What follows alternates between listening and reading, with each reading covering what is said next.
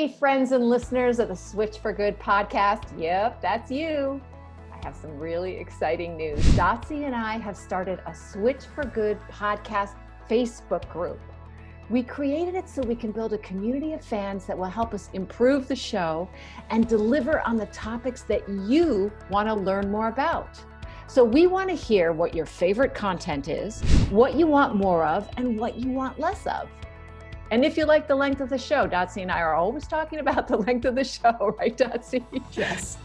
We want to tailor our show around the needs and desires of our incredible listeners, almost 500,000 of you. And it's really simple to join. Just go to our Switch for Good Facebook page. That's Switch, the number 4, and then Good. And then click on groups. And there we are, the Switch for Good podcast chat. You can post directly in the group, share ideas, talk to other listeners, and connect with like-minded folks. So go, run, join our Facebook group and tell us what you want.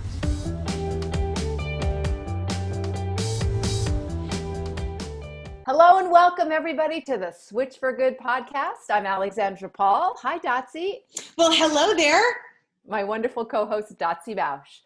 Dotsie, I wanted to talk about apps this time. Yeah, I know. You're not millennial. very technical. I know. And I actually don't have many apps, you know.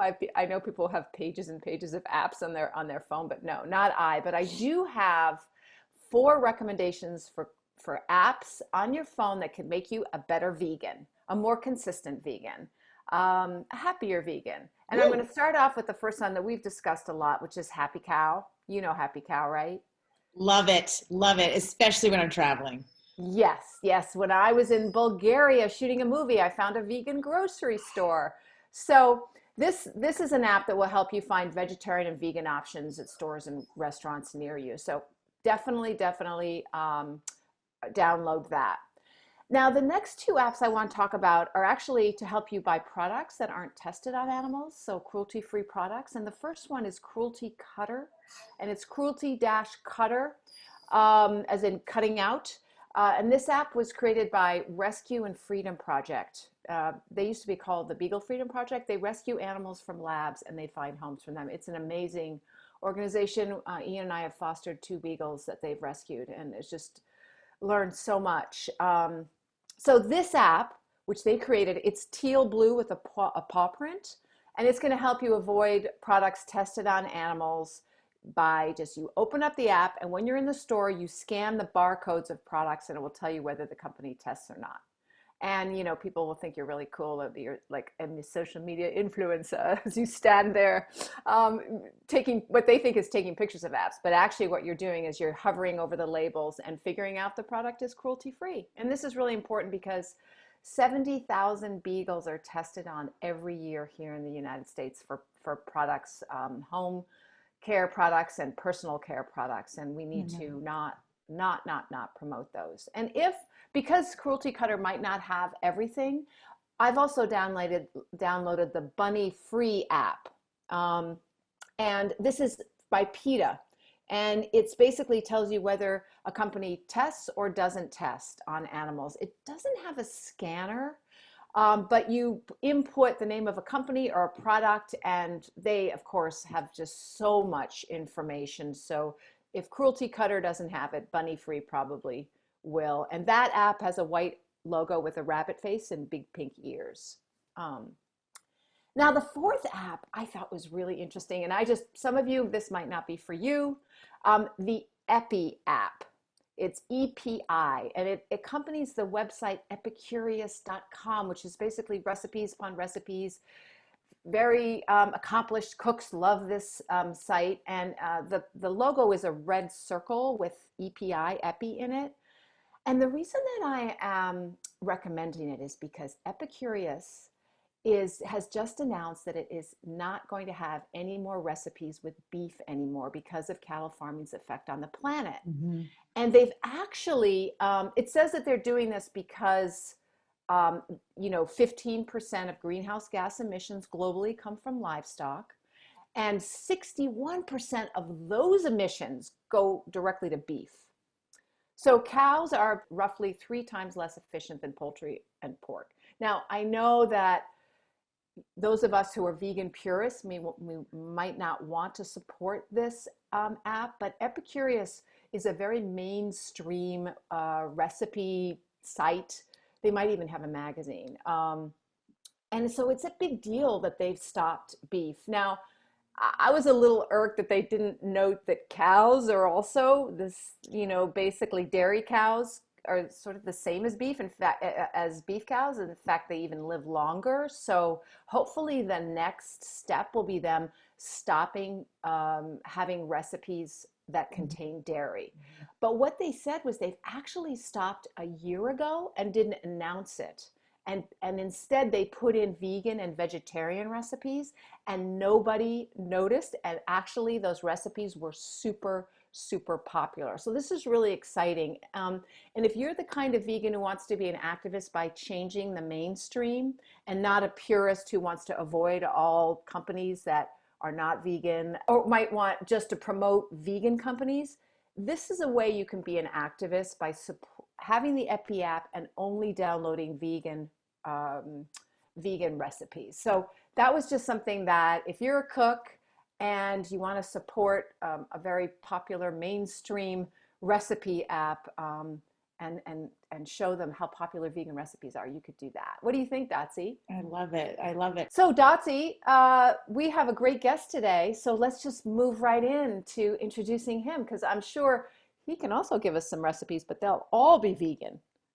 Yes, I know. I can't wait. I got to be a guest on his podcast just last Thursday. So Rip and I are getting a lot of each other here these few days. But man, yeah, he's gonna be a great time. So let's dive in. Yes, we do. We have Rip Esselstyn on the podcast, who is a world record holder. What? I bet you guys didn't know that part. A former pro triathlete, best-selling author, firefighter, and founder of Plant Strong, an organization helping people lead healthier lives through plant-based nutrition. After a career as a pro triathlete, Rip transitioned to firefighting at the Engine 2 Firehouse in Austin, Texas. It was there that after a friendly competition, he realized one of his coworkers was on the brink of major health issues. As the son of the prolific Dr. Caldwell Esselstyn, Rip couldn't just stand by, of course.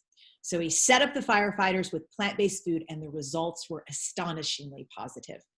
Since then, Rip's created the Engine 2 diet, the Plant Strong program, to help more people thrive. We are pretty excited to dive deep into this story of yours, Rip. Welcome. I can't wait. I'm super excited to be here with Switch for Good, Alexandra and Dotsie. So let's just dive in. Let's do it. So I certainly want to get into your story and your journey, because I know you went plant-based in 1987. But I first want to talk about that coworker that was on the brink of major health issues. It was definitely probably a light bulb moment for you, realizing how bad that coworker was struggling. What happened? And how did you decide to take action? And were they open? And was he open? I'm assuming it was a guy. Correct me if I'm wrong. Was he or she open to receiving help from you? Yeah, so it was a he, right? Yeah, 95% of the firefighters in most fire departments are male. But that's starting to change. There's more and more females coming on board. But no, this did not happen overnight. This was a process. So I've been working with this guy. So when I first got out of the fire academy in 1998, I went to Fire Station 1, which is the animal house of all fire stations in Austin, Texas. Okay. And we worked together there for about 5 years. We were up all night long. And after about 5 years, pulling a 5-year stint there, it was like, all right, time to move on. So we went to Fire Station 2, and I had been trying to get these guys to eat Plant Strong, for 5 years, and they resisted. Every once in a while they'd join me in one of my meals, but we were sitting out on the porch, and the fire department, it's very competitive. We have all kinds of bets, like, who's the best ping pong player, who can climb the pole without their legs, who can shoot the most free throws in a row, who can drink a gallon of water without vomiting within 10 minutes, just stupid stuff. And so we had a bet to see who was like the healthiest. And we decided, well, okay, cholesterol level is a good way to determine that.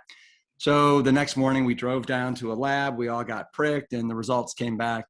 And this firefighting brother, his cholesterol was 344 at the age of 33. He had 2 young children, and he had a really horrendous history of men in his family dying before the age of 50 from heart disease. He was also a self-proclaimed 3rd generation redneck, which means that literally for breakfast, lunch, and dinner, everything had to have a big slab of meat that was the center. You know, from your Kentucky, right here. roots. And preferably it was deep fried. All right. And so 344 at 33. And I've been telling this guy for years, listen, there's a better, stronger way to eat. Look at my father's research at the Cleveland Clinic going back to 1984. Look what I've been able to do as an athlete. And even in the fire department at the age of 40, I was going to the Xterra World Championships and placing top 10, coming out of the water first and placing top 10. So these guys knew that you could eat this way and not be a shrinking violet, right? And so that was it. So and for the first time at that 344 milligrams per deciliter, he was legitimately like scared. And so that was kind of, what did you tell him? Like, because most people don't know what they're supposed to be. Yeah. What was yours and what was he supposed to be at? Well, mine typically was anywhere between 120 and 150, my total cholesterol. And then, you also have your LDL and your HDL and your triglycerides, and all 3 of those components make up your total cholesterol. But, most Americans have a cholesterol between 200 and 250, which is elevated and much, much higher than we want. And his in the past had been, I think the highest he'd ever seen it was 265. So all of a sudden 344 was like astonishingly high, right? And then also a factor of, his predisposition to this disease, the fact that he ate, meat at every meal. And at the age of 33, I think he realized, okay, I'm literally playing with fire right now. Yeah. And so the next day, got all the guys, we sat around the table and we decided as a group that we would dive in and we'd start eating 1 meal a shift that was all plant strong. And that was the lunch when we came on board. And literally, like most days, it was just burritos, big ass burritos that just had brown rice and veggies and beans. And then we'd make either a green enchilada sauce or a red hot sauce to put on top. And that's what we did. And then after about a month, it expanded to lunch and dinner, and then lunch and dinner and breakfast, and then lunch, dinner, breakfast, lunch. Because we were there, we came in at noon, and we got off at noon the next day. So we were there for 24 hours. And then it became like this, it almost became a competition to see who could make the most delicious plant-based meals for the least amount of money. And everybody would like dive in and help, chop and cook and stuff. So that was fun. And then we'd take turns. It's called a wagon. We would take turns, like who would go to the store before the shift and buy all the groceries. And then they'd plop them down on the table. He'd show us the bill, and then we'd split it, 4 or 5 ways. And it was always great when you could split that bill up and you put in a $5 bill or less. That was the goal. And that's when they realized that this is not an expensive way to eat. This isn't an elitist necessarily way to eat. You can eat grains, beans, seeds, nuts, and it can be pretty inexpensive. It's not very elitist. You're right. It's not. Come on now. Hard from it. No, this is, you probably say the same thing. I say to people, this is literally peasant food. It's rice, it's beans, it's potatoes, it's bananas. It doesn't have to be organic. Frozen is so cheap. Yeah, this is really the most cost-effective way to eat on the planet. Yeah, once you figure it out. So that scene sounds very similar to the scene that we watched in The Game Changers. Was The Game Changers, I'm assuming, a real life reenactment, because it seems like those guys made a big transition too of what you did way back when? Yeah, it was accelerated. I mean, greatly accelerated. Okay, right. And what we did there. So with the guys at Station 2, so this took place over several months. And then after several months, I challenged the guy with the high cholesterol, do this for a month. Do it for a month. Don't only do it at the fire station, but also do it at home, right? So he was doing it, 24/7 for 28 days. And then he went back to the lab, got checked, actually his doctor. And that's when it fell to 196, like 48 points in less than a month. Now with the Game Changers and what I did with those firefighters in New York City is, we kind of put out a call saying, anybody that's interested in doing this challenge, we'd love for you to partake in it. I think we mentioned something about it being plant-based. But, even when I was up there talking in front of about 50 of these firefighters, I could still see their jaws like going, yeah. What am I doing here? Ew. Right. They're thinking this is not. But I was like, guys, it's just 7 days. You can do anything for 7 days. So you guys don't mess it up, we have bought you groceries, right? And we've got a meal plan for you for breakfast, lunch, and dinner for 7 days. So you're not going to screw it up. And this was the 7-day rescue program. This was my third book. And it basically, I took all my best practices from literally 6 years of doing these medical immersion programs for Whole Food Market's sickest team members, and how we could really turn the sinking ship around as fast as possible. And what we determined is, or we found out, is that in 7 days, it's crazy what you can do with your cholesterol, your LDL, what you can do with your triglycerides, if you're pre-diabetic or type 2 diabetic, what you can do to kind of get closer to under 100 milligrams per deciliter with that, 100 with your fasting glucose, getting off medications for high blood pressure, for diabetes, losing weight, feeling better. And so that's what that book was about. And so that's the accelerated program that I put forth to these firefighters. And as you saw in the movie, I mean, that one guy's cholesterol dropped 109 points, Nick, in 7 days. The average cholesterol drop was, I believe, 28 or 30 points. The average blood pressure drop was like 10/5. The average weight loss was over 6 pounds. So these guys were pretty stoked. Yeah, it's incredible. You're in a macho business, firefighting. My sister actually was a firefighter from 1990 to about 2000 in San Francisco. And she was a vegetarian, and she got a lot of flack for being a woman, but she got even more flack for being a vegetarian. Yeah. Because when she cooked, she would only cook vegetarian. Because for those of folks who aren't in a firehouse, you rotate the cooking duties. But so Austin, Texas, a firefighter in Austin, Texas, that must have brought up quite a lot of resistance. And I'm wondering, you not only are proof yourself of the benefits of a plant-based diet, as you said, and including huge success at the World Fire and Police Games, which I'd love you to talk about.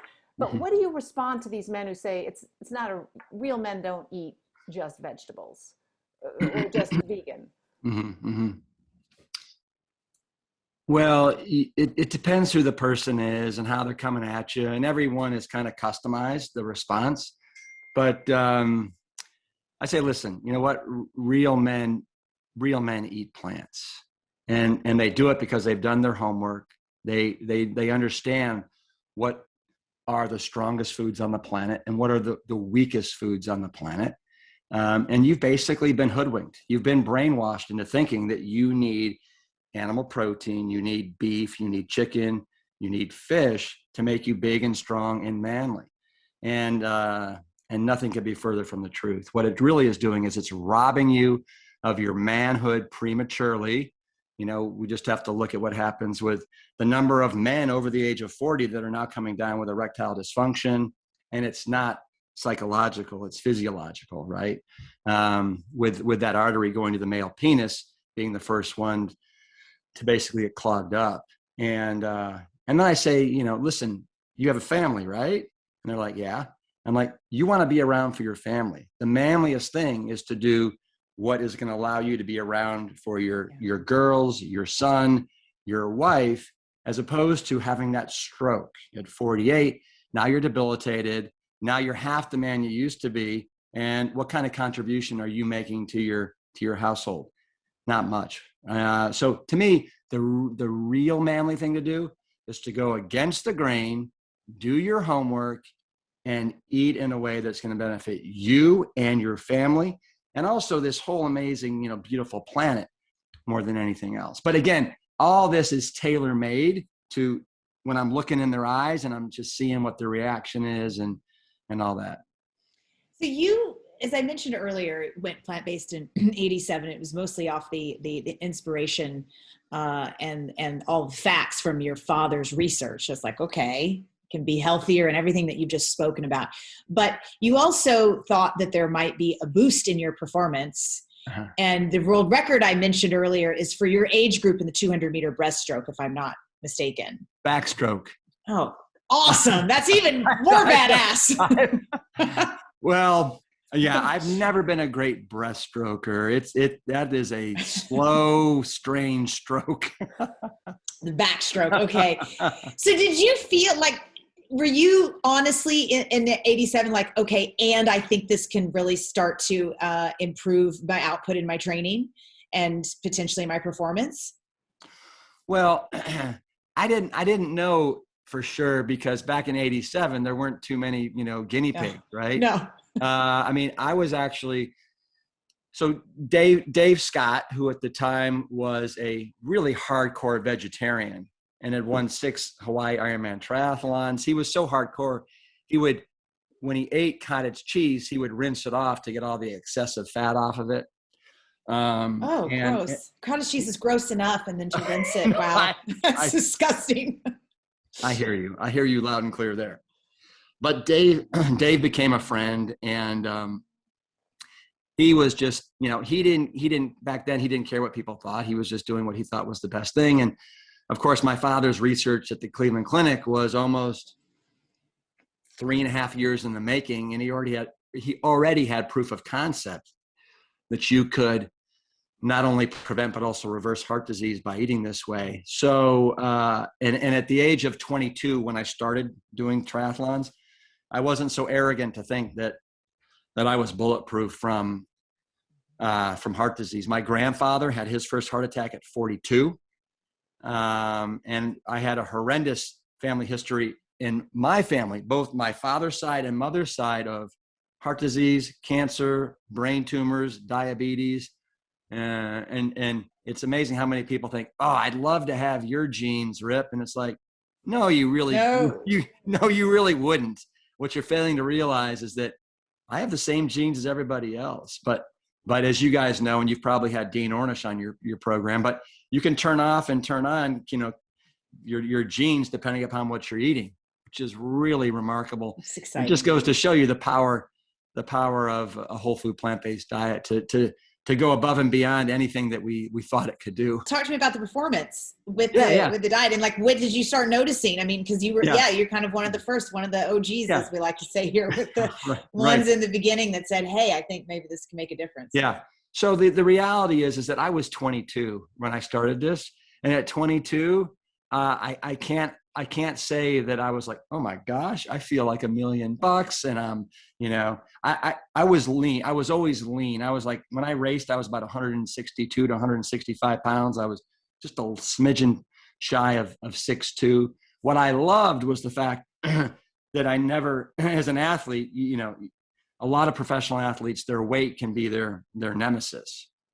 And when you're eating a whole food plant-based diet, I find that you basically, you don't have to play that game, right? Where you're having to measure how much you eat or count calories or portion control.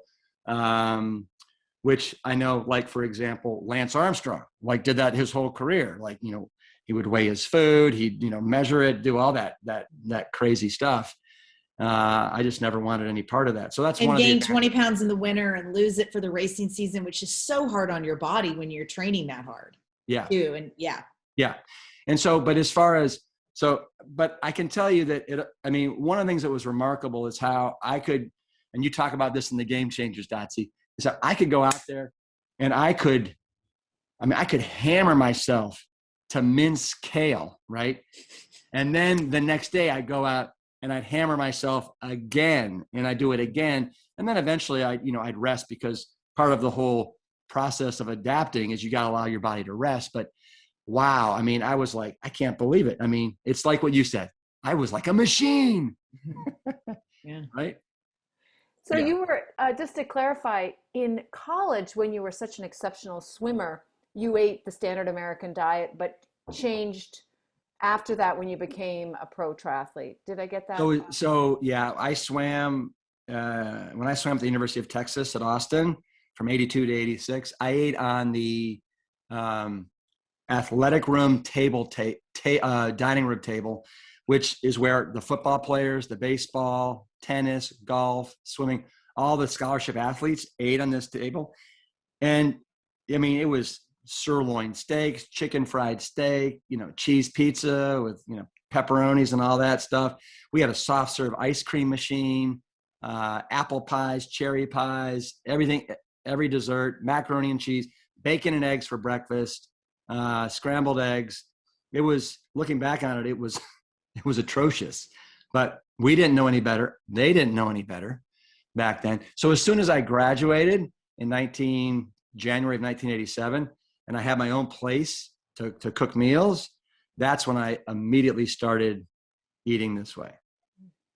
Do you think the University of Texas still has that kind of food in their dining room for their athletes? I would have to go check, but I would imagine it's probably gotten a little bit better, but probably not too much. Hard. These habits die hard, right? Especially in the Lone Star State. Do you think it's because we still have this idea that young people, it doesn't really matter what they eat, and that as we get older, we need to watch it, but young people, they can just eat anything and it won't affect them? Absolutely. Yeah. When you're young like that, look at Michael Phelps. And some of these people, they would have like a McDonald's like cheeseburger before their races and stuff like that. When you're under 20, you can almost get away with murder when it comes to what you're eating and what you're putting in your body. But think of how much better you could perform, right? If it was something you paid attention to, and you were eating plant-based, whole food plant-based. But I think more and more athletes are going to come around to that. I think the Game Changers will have an amazing impact on that. I think that the science will start to bear out that, the most friendly anti-inflammatory diet for an athlete is a plant-based diet. But I can tell you this, because there was some major interest with a lot of the University of Texas swimmers to start eating this way. And I'm not going to say the coaches weren't supportive of it, but the coaches were like, they didn't want them to change anything that might affect their performance. And know the University of Texas at Austin, they've won 14 national championships since 1980. It's the #1 swimming powerhouse in the country. They produce more Olympians than any other program. Eddie Reese, who's the coach there, is probably the most successful NCAA Division I coach ever on the face of the planet. And yet they don't quite get it yet, and they don't want to mess with success. And what they don't realize is what you're messing with is even greater success. Yeah, it's so fear-based, right? And I think just like an apathy towards really looking at the research and understanding, even if they did it a little bit, what might change, because they can always, kind of walk in the door. bit by bit. Doesn't have to, have to send the entire swim team to, make them eat a certain way all the time. It's Totally. yeah, it's sad to see that fear surrounding. I think, the sponsorships have something to do with it too, which we see at the United States Olympic Committee, because their Right. title sponsors is Milk Pep, and speaking with them and the hallowed halls there, if they could talk at the meetings that have unfolded, it's there were so many years of just that complete inundation of, this is really only the only food that you can properly recover off of, and I think that the dietitians are aware that that's not true, that's a little bit, a little bit twisted, that's a little bit too forward, like that's not, couldn't be, but it's people look at the bottom line, they look at where their paychecks are coming from. And what is the, according to the United States Olympic Committee and all that, is the number one recovery food for athletes, is it chocolate milk? Is that what it is? Well, yeah, I mean, I think so. The actual Milk Pep is the actual sponsor of the U.S. Olympic Committee. The Built with Chocolate Milk campaign is a campaign, and they sponsor a lot of athletes in niche sports, not necessarily Olympians. But I do think that because of their inundation at the end of triathlons and running races and Xterra, that they have infiltrated themselves into, I think, athletes believing that, if they can add some chocolate to the milk, then they're really going to recover, get some. Yeah. So I think that is just kind of in the consciousness, but it's not something that the USOPC puts forward. So in early 80s, when your dad was doing the research, I mean, not every father brings their work home with them. What are your first memories of, hey, wait, what are you researching? What are we learning? Like, did mom just start cooking differently? Or like, what are those first memories of that change for your family, and how did you feel about it? Such a great question. So my dad's always been fascinated and interested with diet and nutrition. And I can remember him studying the Eskimos back, and what the Eskimos ate back in the 1977. I think we were on a trip and he was reading this book. And then I remember him reading McDougall's Medicine. I think it was in 1980. And he was marking it up in pencil. And one day I just started looking through to see what his, the different marks that he made and some of the comments. And at some point he said, finally, I can eat, these types of foods. My father wrote that in the margin, but he was fascinated with McDougall's work. And I think that book is really what inspired him to go on this journey. And then he was a general surgeon. His specialty was the thyroid, the parathyroid, and the breast. He did a lot of breast cancer surgery. Oh, wow. And I think there was probably a 3 or 4 year period there where he did more parathyroid procedures than any surgeon in the world. But he decided that in his lifetime, it'd be hard to show that you could prevent and reverse breast cancer. But he did some research and he found out that they had done some stuff with green monkeys where they were able to actually show the reversal of the atherosclerotic plaques. And so that's what inspired him to reach out to the head of the cardiology department, who was a friend of his, and say, listen, I want to do this research. So could you send me the worst possible patients that you have that have been turned down for another bypass procedure or a stent or angioplasty? They really have what's called end-stage heart disease. So they've been given less than about a year to live. And so over the course of about a year and a half, they sent him 22 patients. The vast majority were men. There were a few women. And then my father was like, okay, I am going to hold your hand. You're going to see me every other week. You're going to bring your food log with every morsel you've eaten. We're going to weigh you. We're going to do your blood pressure. We're going to draw blood. We're going to take a look at your lipid panel and see what's going on there. And he was not going to let them fail because they didn't have enough support. Yeah. And he did that every other week. He saw these 22 patients for 5 years. And at As the a end of group? 5 years, he was Like like, as a group, would they come in like a, no, they come in no? Oh, individually. wow. Yeah. Gosh, Yeah. bless him. Yeah. Yeah. And then at the end of 5 years, he's like, okay, I feel good enough about where you are right now. Let's come in once a month. Right. So then they came in once a month for the next 5 years. And at 10 years, it was twice annually. But what he also did is he threw retreats. So, did you guys ever see Forks Over Knives? Mm-hmm. Okay. So the last scene at Forks Over Knives, it's this piece of property that's been in the mother's side of my family since 1912. It's called the Knob. And it's the second highest point in Northeast Ohio. It's really woodsy, like almost prehistoric. It has this prehistoric feeling to it. And there's a house up at the top there, and that's where the last scene of Forks Over Knives took place. But my dad would, and my mom would hold retreats out there, usually twice a year, for all of my father's patients. They could meet each other. It was a potluck, so they would bring all their different dishes, and they got to know each other really, really well. When you're doing that twice a year over the course of 20 plus years.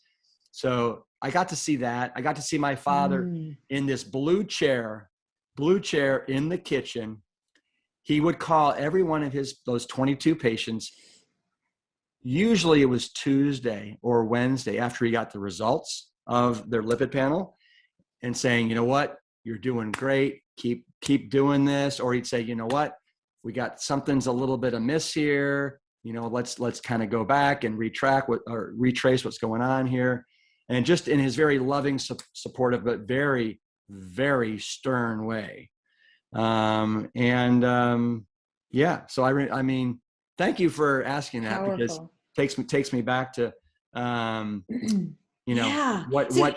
And what he did, he asked the head of general surgery if he could take off Mondays to do his research with preventing and reversing heart disease. And the irony here to me is that it took somebody outside of cardiology, right? Same thing with kind of Dean Ornish, to basically show cardiologists what's possible. Right. Because they were so, they have such a myopic view of, okay, drugs, procedures, stents, cut you open, take a vein out of your leg, or, and I mean, it's just, and it's so, looking back on it, I bet you in, 5, 10, 15 years, we're going to think this is the most barbaric thing ever, to think that, we were cutting people in half with a saw and then grafting a vein from their leg or their wrist, and then bypassing it around the blockage, when all they needed to do was basically start eating a whole food plant-based diet. Yeah. So these were, you said these were end stage. He asked for the end stage, and end stage means end stage heart disease, maybe a year to live or less or slightly more. Let me tell you how bad off some of these patients were. Okay. But they all lived 10, 20 years is what you're saying, because they kept coming back to the retreats. Oh no. They were there. They lived for 5 years. They lived for 10 years. They lived for 15 years. They lived for 20 years. And when they started dying, in their 90s, typically, they weren't dying of cancer and they weren't dying of heart disease. They were dying of, other stuff. But some of my dad's patients were so bad off, they were on cardiac disability. They couldn't work. They were confined to wheelchairs, because if they tried to stand, walk, or whatever, their angina attacks were so fierce that it would, bring them to their knees. Some of his patients were so bad off, they couldn't shave in the morning. Just this motion here, without putting on nitroglycerin paste, right, to basically ease their angina pain. And then at the end of, 6 months, a year and a half, these men that were confined to wheelchairs were out of their wheelchairs, no more angina. They're playing tennis, they're dancing, they're walking the malls, they're having sex with their wives again. Just, fantastic stuff. What was the reaction of the clinic when this happened? Did they embrace it, or did they think that it was a fluke and that your dad was crazy? So this was not the sentiment of everyone, but for the most part, pure and utter quackery. Wow. Yeah. Yeah. What? They weren't Oh, fans. They weren't fans. You have to understand that over 60% of the revenue that's brought in from the Cleveland Clinic is through the cardiology department. That's really the number one considered the number one heart hospital in the world. And so that's very threatening when you are a cardiologist, you're an interventional cardiologist making 600 to 1.2 million a year. And now this hot shot surgeon comes in and says, hey guys, time out.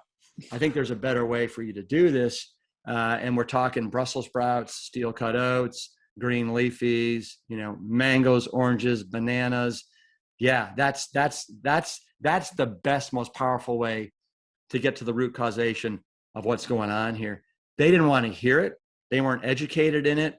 And it was a serious conflict, a financial conflict with everything that they were doing, not only personally, but the Cleveland Clinic as a whole.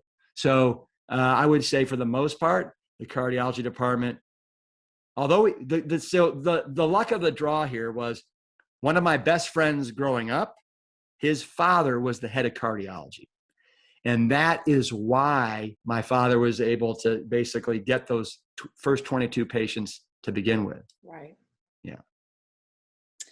So you did a fantastic TED Talk. And one thing in there that was surprising, well, we saw some of this in the Game Changers, but I guess just continuously surprising to both Alexandra and myself is nobody really in the world thinks that fish and chicken have similar cholesterol to beef. I mean, we're still in the space where Epicurious, right, that really high-end recipe website, Alexandra, we were just talking about it earlier, had announced yesterday, I think, that they're not going to make any more recipes with beef. A lot of it is because of the pressure animal agriculture puts on the planet. But if you read more, they talk about how bad beef is. Everybody's still on that. Okay, beef is first to take out. Give us a quick tutorial on fish, chicken, and beef as it relates to our heart. Yeah, thanks. So I think most of us know that red meat is not a health food.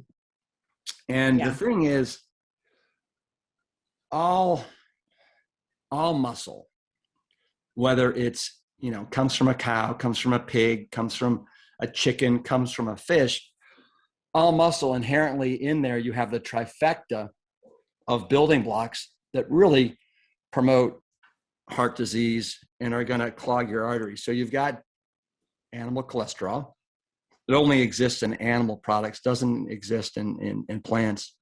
Mm-hmm. You've got saturated fat, again, only exists really for the most part in animal products. We have some in nuts and seeds and avocados, but not in fruits and vegetables and whole grains.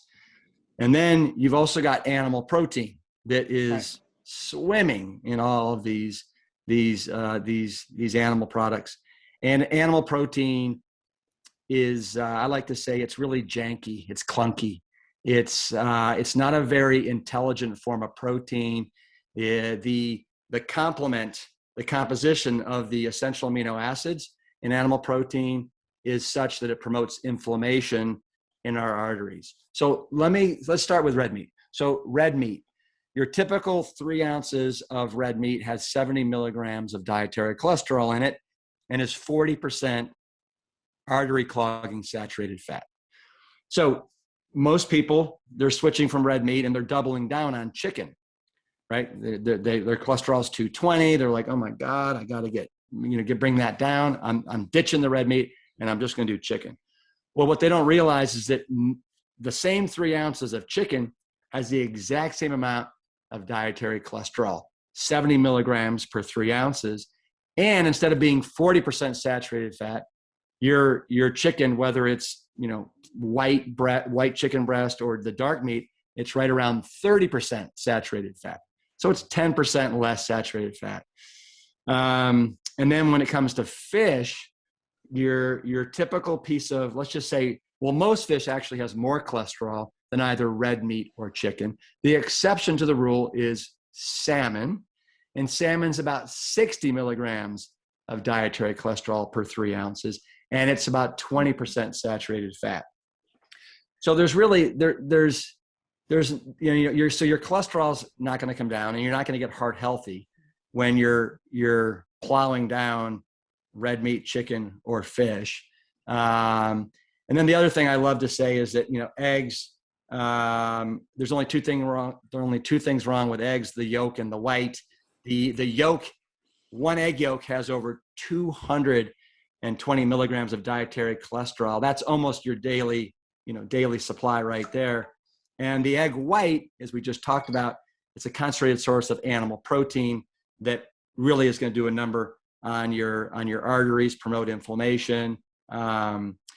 It's really harsh on our main organs, our kidneys and our liver. As women in particular, it siphons calcium from our bones to buffer the sulfuric containing amino acids. So when you look at the science, it just doesn't support eating these animal products. You use the term plant strong instead of plant-based or vegan. You lead with the term plant strong, at least. Can you tell us a little bit about why your books and your seminars and things are all plant strong?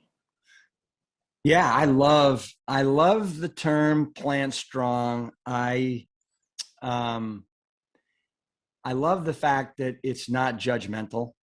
I love the fact that we're leading that plants are strong, right? This is a strong food. I really love delineating animal food and plant-based foods by saying that animal-based foods they're weak, right? And plant-based foods are strong. And they also can make you strong. They can make us strong athletes. They can make us just stronger from a health point of view, stronger human beings. Plant strong makes the world strong, the earth strong, sustainability strong. So to me, it all starts with plants. And there was no way that I was going to get a bunch of Texas male firefighters in the land of beef to embrace this message.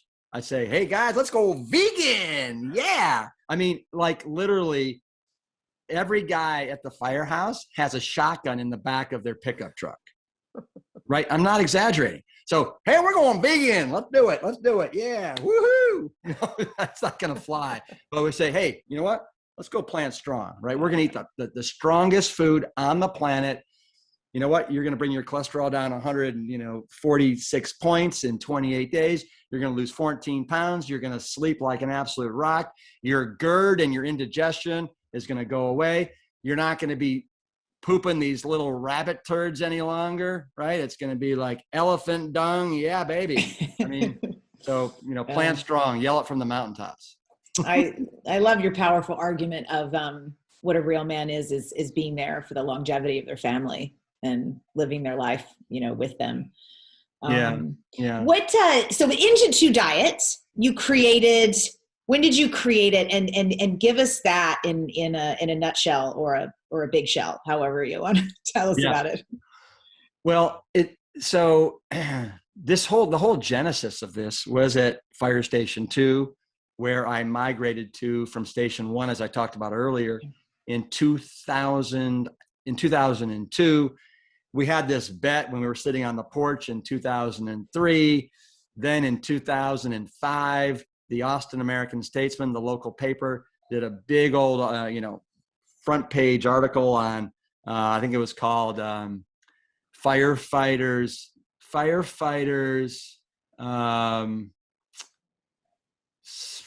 something like Embrace Tofu, something ridiculous like that. And then a couple months later, NPR did a national broadcast on what we were doing. And then in 2006, the New York Times did a front page article on the Metro section on a bunch of firefighters in Austin, Texas, of all the crazy places. And they used the term going vegan. And that's when I was solicited after that to write a book about the escapades and the adventures that we were having at Fire Station 2. And it just was like, who are we? Well, we're Engine 2. And Engine 2, so most firehouses, you either have a truck or an engine. And an engine's like a swimming pool on wheels. with hoses attached, and we're the ones that go in and we're like trying to put that fire out. We go in. The truck is more like they ladder the building. They're knocking out the windows to make it really safe. They're breaking down doors. So fire engine, swimming pool on wheels, and engine 2 was just a single horse station, meaning we were just an engine number 2. That's all we were. Most stations had a truck and an engine, but we were just one engine. So we were like, it was a good friend of mine, Paul Carrozza, who's a really brilliant guy. He's like, you guys, you're engine 2. That's what you are. Mm-hmm. And so the name of the book was The Engine 2 Diet.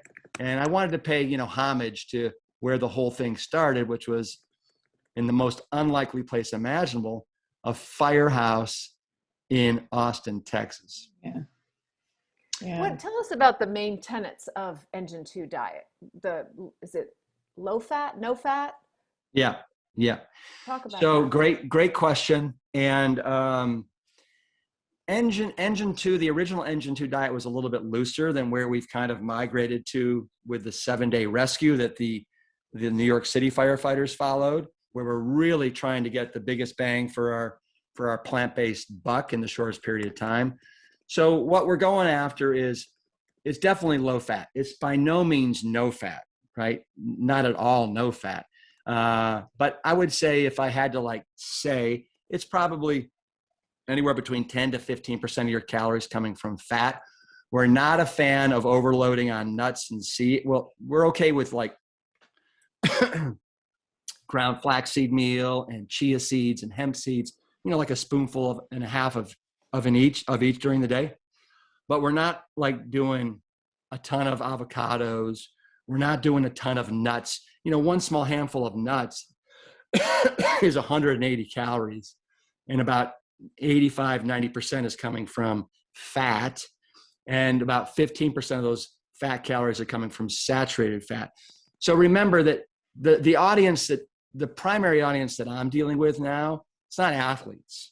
What it is, it's people that are sick, people that have elevated cholesterol, elevated blood pressure, pre-diabetic, type 2 diabetic. They've had a shot across the bow with cancer. So these are people that really need to follow kind of the protocol that I've learned from people like my father and Dean Ornish and Pritikin and stuff like that, where it may seem extreme to, the average person that's out there, but the reality is we're having to rescue people's lives here, right? I'm asking people to rescue their own lives. And so, yes, it's a low fat, whole food, plant-based diet. We're being very conscientious about sodium, making sure that ideally we're not getting more than 1,500 milligrams of sodium per day. And the best way to do that is to read labels. And we want to make sure that the milligrams of sodium per container, if we're eating a packaged, boxed, or canned food, the milligrams of sodium is equal to or below the number of calories per serving. It's a super simple rule that I learned from Jeff Novick, brilliant dietitian. Then when it comes to, let's see, oils, that's a big one with us and that people have a really hard time with. We don't like added oil. So we don't add olive oil. We don't do canola oil, walnut oil, even flaxseed oil. We want to get our fat from the whole food source. So, most people don't know that, garbanzo beans are right around 18% fat. Soybeans are 40% fat. Kale, it's not very high in calories, but of the calories that are there, it's 11% fat. Strawberries are 8% fat. There's, just like you and I, we all know there's protein in everything, right? Mm-hmm. Proteins in everything. There's fat in everything as well. So it's almost impossible for us to eat this way and get too low of a fat intake into our body. So we're not a fan of the oil. Oil is really the equivalent in the fat world to what sugar is in the carbohydrate world. It's just empty calories. It's been stripped of all of its fiber, its vitamins, minerals, phytonutrients, antioxidants. It doesn't have anything, it has no carbs. It has no protein in it. It's just a big glob of fat. It has no taste either. It doesn't have any taste. And just to like hammer this point home, 1 tablespoon of olive oil, you have to basically squeeze the dickens out of 34 olives to get 1 tablespoon of olive oil. So you'd have to eat 34 olives to get the equivalent, that amount of fat, right? That's hard to do, but it's easy to do when you're just putting 1 or 2 tablespoons on your salad dressing, in your stir fry, you're dipping your bread in it. Or if you're like some firefighters that are following, the keto or the paleo, they're doing shots of coconut oil or anything, thinking that it's heart healthy, brain healthy, and all that. And omega-3s, people are telling people to eat fish for their omega-3s. They are. And what do we know is the best way to get your omega-3s? From the algae fish eat. Exactly. Phytoplankton, algae, from green leafies, from walnuts, from actually flaxseed meal. Ground flaxseed meal is probably the best source on the planet. Yeah. Like a tablespoon and a half gives you all you need. And then you're not subjecting yourself to PCPs, dioxins, the mercury, all the nonsense that's it's unfortunately in the waters these days, that's bioaccumulating in the fish. Yeah. I like just to put it on my salads because it gives it a little bit more kind of that nutty, crunchy flavor. Like a couple tablespoons of flaxseed meal. I would love to hear you speaking about how eating this way really changes your physicality from the inside out. What is the most intense firefighting story you have that might highlight for people the physical requirement of a good firefighter and why a groggy, overweight, sluggish firefighter may not be able to keep us safe? Well, the reality is that most firefighters across the country are overweight. There was a report that came out in Firehouse magazine not too long ago that showed that 85% of paid and volunteer firefighters across the United States of America were either overweight or obese. That's higher than the American public at large. I think the CDC has said that it's about 75% of us now are overweight or obese. So most firefighters, they are so drawn into this toxic, food environment. It's very masculine as well. And they're, like I said, they're eating fried food. They're doing ice cream, like it's going out of style. They're putting, if they have a baked potato, they will literally put a whole brick of butter on there, a couple dollops of sour cream, bacon bits. So all that just to say that most firefighters, unfortunately, have become a liability to their crew and to themselves. So let me give you some examples. Some of the toughest runs that we ever made, any fire is hard. And the reason why is because you're in your firefighting bunker gear, which weighs about probably 15 to 20 pounds. And it's covering you from head to toe. You're wearing boots, steel tip boots that also weigh probably 2.5 pounds each. You have your helmet that weighs a certain amount. You've got a Nomex hood that covers your neck. There's no part of your body, your skin, that is breathing. So it's like being in the hottest sauna you could ever imagine. And then you've got an air pack so you can breathe with your mask that weighs about 35 pounds. And then if you have a high-rise alarm, you've got to carry a brown fold that weighs sometimes 60 pounds on your shoulder. And one of the calls that we made when I was a firefighter, we had to go up 22 flights of stairs because the elevators were down. They weren't working. There was smoke and fire on like the 22nd floor. That's what it came in as. And so myself and four other members, myself, and four of us in total. We started walking up. We got to the 11th story. Two of the guys were on their knees vomiting, right? They were done. So three of us now went up to the top of the top of this high rise. We got there. It was smoke in the elevator shaft. We were able to. Is that why they were vomiting? Because they're taking in so much smoke as they were going up? No. They were No, because when you're in these stairwells, they're very safe from the smoke and the fire. Okay. They're the reason why they're on their knees vomiting is because they were so absolutely gassed and winded, and they were not in shape for the duty at hand.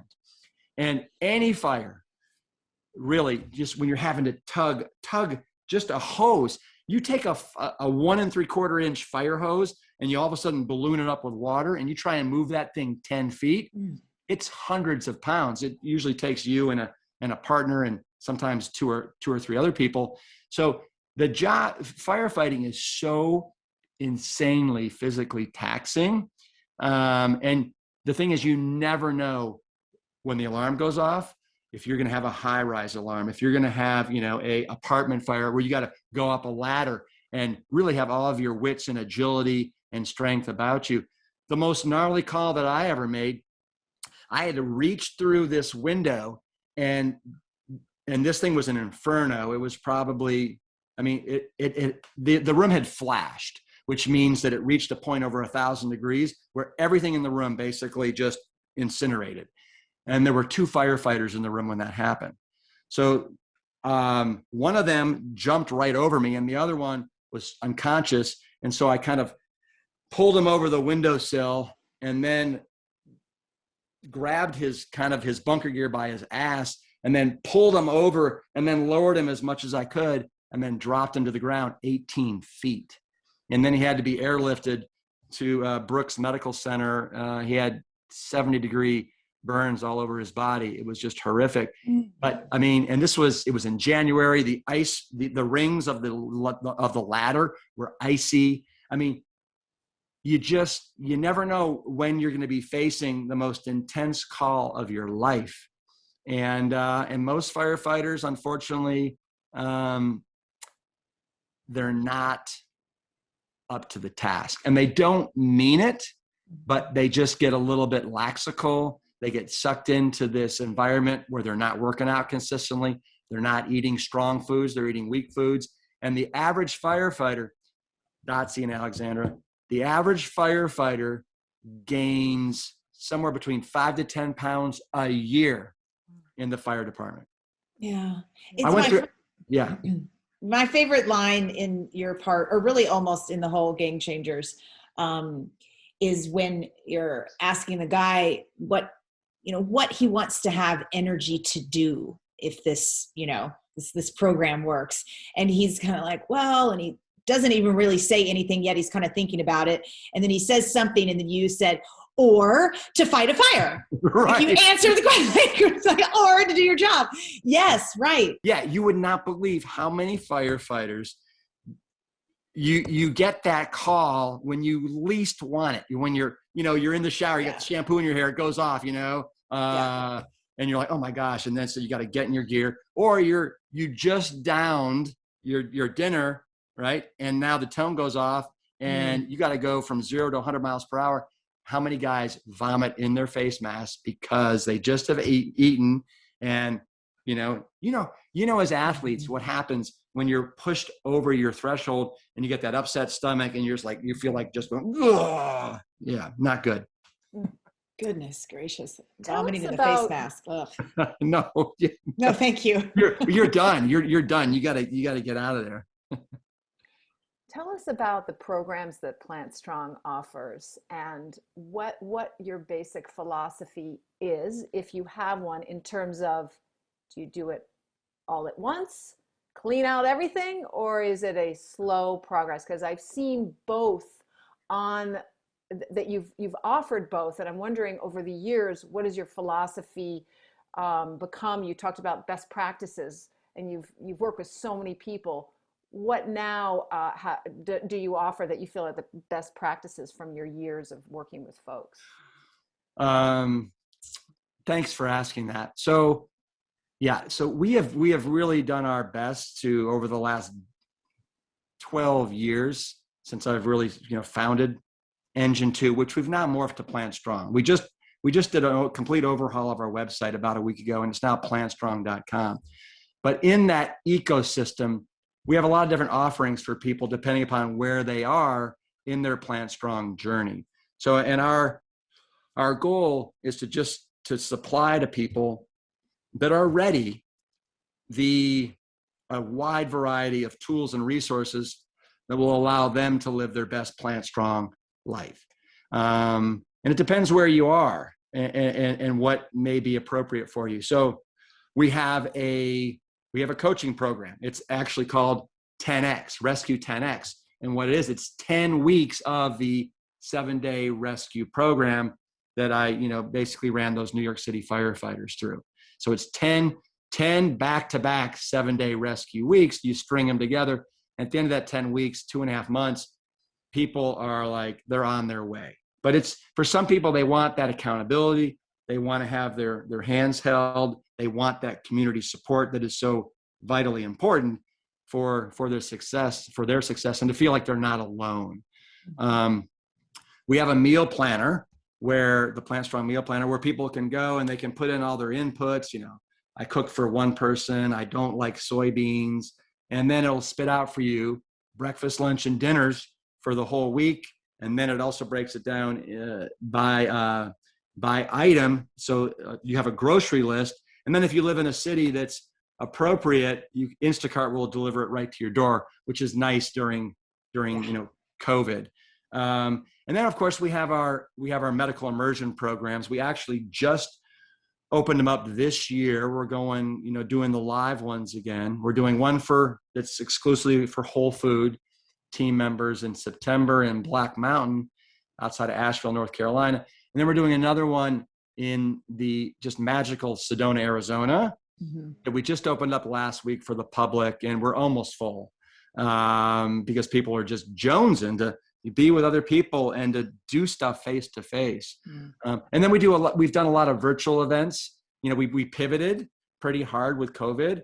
And so we did 3 virtual events last year. This year we've partnered with a place called the Chef's Garden, and we're doing these premium 4-course kind of meals that people can buy. And then you get, a 4-course meal, and you've probably never seen half these vegetables. So it's a culinary experience. And so we did one for Valentine's. We're doing one for Mother's Day, and we'll do one in the fall as well. But we try and, like I said, provide all these different tools and resources for people. Now, getting back to your question, and that is, I have found over the years, Alexandra, that dipping your toe in the water, to me, doesn't really work that well. I find when people get a lot of traction and a lot of success is where they kind of jump in and they just go whole kale, not whole hog, but whole kale, and they just get after it. And this is when, you're doing everything right, and now all of a sudden you're losing the weight, your taste buds change, you get your blood drawn, and all of a sudden that cholesterol has dropped 35 milligrams in 7 days, you're sleeping better and all that stuff. Whereas if you I would say this week, just cut out meat. All right, but now they're doing cheese, they're doing dairy, they're doing all that stuff. It just doesn't, it's not as impactful. And Dotsie, you can probably speak to that a little bit as well. But so I have found that the most successful way for most people is to just, just jump in. It's not as bad as you think. It's not as hard as you think. And you'll be absolutely, I think, stunned and amazed at how fast your body reacts and wants to get healthy when you give it the ability and you hit every combination on that lock just right. You're not leaving two or three of them. You're putting them all it's like 1, 1, 1, 1, 1, 1, 1. The lock opens, and now all of a sudden your body is like performing. Mm-hmm. It creates hope too. Yeah. When you have these like sudden changes that make you feel amazing, and you realize you're really signing up for some longevity. I think it creates hope. What do you find to be? Yeah. But the one thing I will say though is, but at the same time, I don't want people to feel like, oh my God, this is so hard. I couldn't do this forever. It's like, just do it for 7 days. And then you decide how plant strong you want to be going forward. But my guarantee is that, your eyes will be opened up to a way of eating and living, and there will be some sort of benefit going forward, no matter what you decide to do. So I don't want people to feel like, okay, it's either, it's all or nothing. Forever.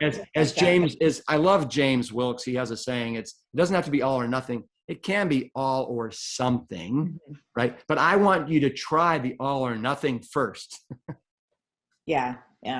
What do you think is the stickiest reason that keeps people committed in the long haul? In your work, what have you found that people that are really committed and they stay in it for the long haul, what are they connected to for, living a plant strong life? Yeah. So I just did an event. You know who John Mackey is, the CEO of Whole Foods? So he had an event out at his ranch this weekend. It's called Sports Weekend. And he invites about 200 of his friends out there. And John has become very good friends with Dan Buettner, right? From the Blue Zones. And I'll just take a page from Dan's book, and that is just community and environment. And so if you can get a household that's not divided, but a household where everybody's doing this, like, for example, my household, right? And I look at what we're able to do with my wife, Jill, and then my son and my daughters. We are so just in love with this lifestyle and everything that it has to offer. Whereas if my wife was not on board with this and one of my kids wasn't, it would be insanely difficult. And I look at the whole Esselstyn tribe, from my mother, my father, my two brothers and their families, my sister and her families. And when we get together, there's about 20 of us, and everybody is pulling in the same direction. There's no outliers. So that to me is magical. And that makes it very easy and sustainable to eat this way when you have that support at home. Now, the community. Yeah. The other thing I'll say is if you have a reason to eat this way, it's bigger than yourself. So if you are doing this because you can't stand the fact of harming animals, right? Or any sentient being, and that is not something that's in that's part of your values. So that will allow you to make this sustainable. If, I just read something that, like these dating apps, Tinder, and there's another one called OkCupid.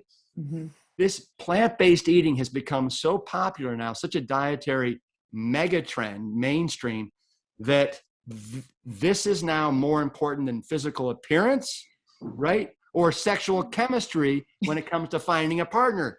Are they eating vegetarian or plant-based, right? And for environmental reasons, for health reasons. So that is pretty to me is pretty darn cool.